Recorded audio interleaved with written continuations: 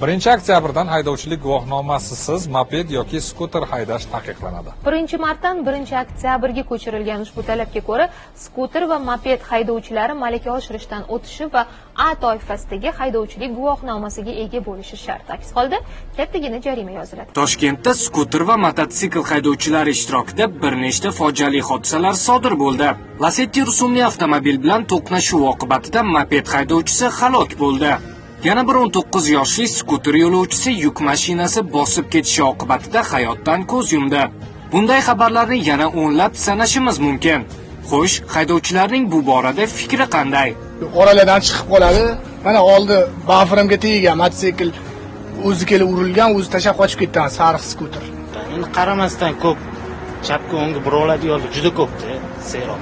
Men bo'lishini xohlamayman. Nima sababdan? Bu temiz kirib ketadi o'tdi necha marta. Yo'lda yurishmasa alohida yo'lay bo'lsa yaxshi bo'lardi deb o'ylayman. O'tani bespretel haydayapti, qo'pol etganda. Ularga o'zi prava berish kerak, boshqa talab o'qish kerak, A toifasini olish kerak. Bugun Toshkent ko'chalarida skuter va mopedlar soni keskin oshgan. Ularning aksariyati yetkazib berish xizmatida ishlatilmoqda.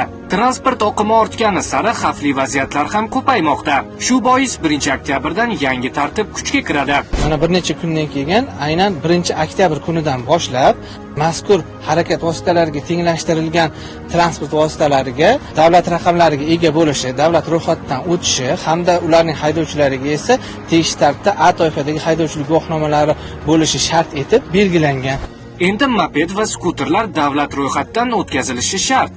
Biz bu borada skuter va moped haydovchilarining fikrini ham o'rgandik. Nimaga? Endi bu uchun prava shart emas-da, bu Prava bo'lish shart menimcha, chunki 49 kubadan keyin bu 60 dan tezlik ziyodda. O'shanda prava bo'lgani katta yurgan yaxshi-da. O'qib haydagani yaxshi. Noto'g'ri bu fikr. Nima sabab? Buni prava so'ragandan keyin yo'llarim qilib qo'yish kerak. Trotuardan yursak aholi halaqit qiladi.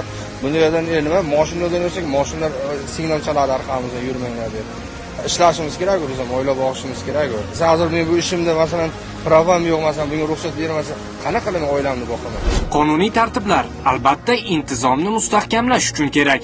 Dunyo tajribasiga nazar tashlasak, masalan, Vyetnam va Tailandda aholining katta qismi, deyarli 60-70% skuter va mopedlardan foydalanadi. Bu davlatlarda bitta yo'l tanlangan, muntazam yo'l patruli nazorati va jiddiy jarimalar. Bundan tashqari ichki yo'llarimizdagi infratuzilmalarni qayta ko'rib chiqish ham maqsadga muvofiqdir. Agar haydovchilik guvohnomasiga o'qish va imtihon topshirish xarajatlarini arzonlashtiradigan bo'lsak, fuqarolarning o'qishga bo'lgan qiziqishi ortadi. Bu esa skuter va moped haydovchilarini harakatlanishiga, tirbandliklarni kamaytirishga va yo'l transport hodisalarini oldini olishiga olib keladi deb o'ylayman. Skuter va mopedlarni ro'yxatdan o'tkazish tartibi xavfsizlikka qaratilgan muhim qadam. Ammo bu masalaning faqat tashqi tomoni xolos. Skuter haydovchilariga guvohnoma berishni o'zi bilan ish bitmaydi. Muhammad Amir Hayotzoda, Kozimjon Samuxjonov, Gapiring Plus dasturi uchun.